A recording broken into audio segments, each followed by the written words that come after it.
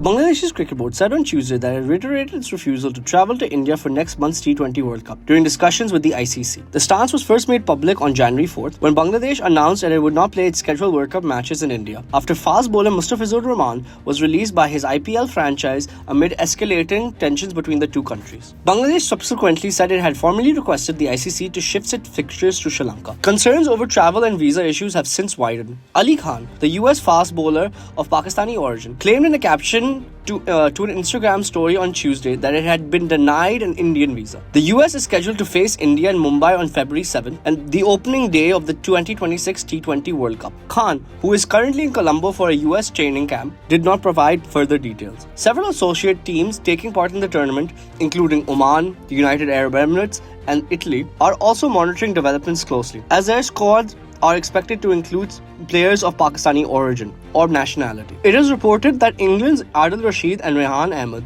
both of Pakistani heritage, are still awaiting their Indian visas. While the matter is expected to be resolved ahead of the tournament, their cases are complicated by the requirement for an in-person applications. Rehan is currently in Australia playing in the Big Bash League, while Rashid is based in Dubai. The PCB on Wednesday announced the women's squads for the upcoming tour of South Africa, confirming that Fatima Sana will continue to lead the side in both T20 and ODI formats. The T20 series will be played from February 10th to 16th, with all matches scheduled as day-night fixtures, the PCB said in a statement. Pakistan then will warm up for an ODI series with a 50-over match in Kimberley, followed by 3 ODIs in Burfin, Centurion and Durban from February 22nd to March 1st. Alia Riaz, Aisha Zafar, Gul Faroz, Muniba Ali, Nashraf Sandhu, Natalia Parvez, Ramin Shameen, Sadia Iqbal, Sidra Amin and Tazmia Rubab have been named in both squads, while uncapped batter Saira Jabin and right-arm fast bowler Huma Bolal have earned their maiden T20 column. Opening batters Aisha and Gul,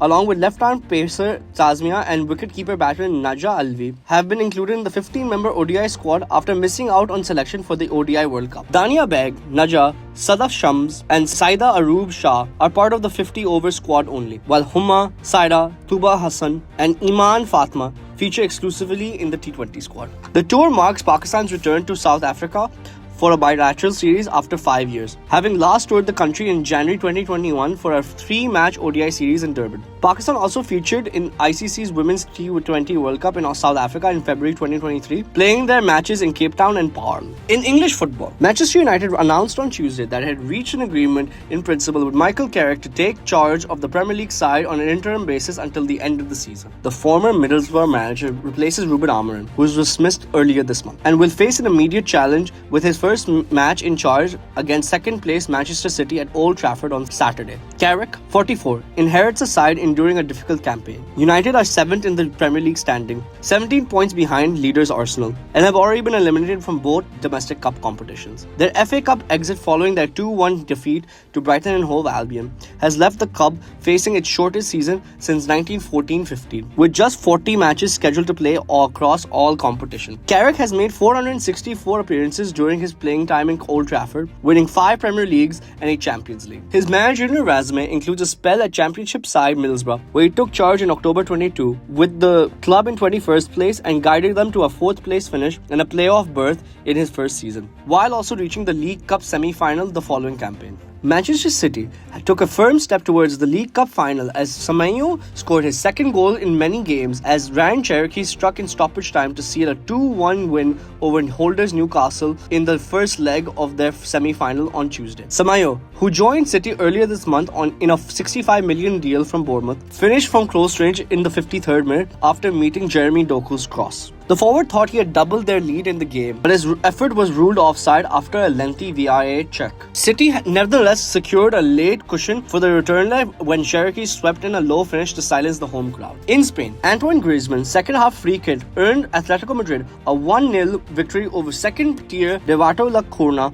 on Tuesday, sending Diego Simeone's side to the Copa del Rey quarterfinal. Simeone fielding a near full-strength lineup at the Rizal Stadium, resting only goalkeeper Jan Olbach as Atletico sought to respond after a frustrating start to the 2026 that included a draw against Real Sociedad and a defeat to Real Madrid in the Spanish Super Cup. Meanwhile, fans of Senegal and Ivory Coast have seen their World Cup travel plans disrupted by a travel ban imposed by the Trump administration. Both countries were added in December to a list of nations nations facing partial restrictions on entry to the United States, which will co-host the World Cup with Canada and Mexico from June 11th to July 19th. Supporters attending the African Cup of Nations in Morocco said the measures effectively prevented fans without existing visas from traveling to the US to watch the tournament. In tennis, Carlos Alcaraz and Arena Sabalenka were confirmed on Wednesday as the top seeds for the Australian Open, which begins on Sunday at Melbourne Park. The announcement came a day before the draw. Two-time defending champion Jannik Sinner was seeded second in the men's draw, followed by Alexander Zverev, while 10-time champion Novak Djokovic was seeded fourth. Sabalenka,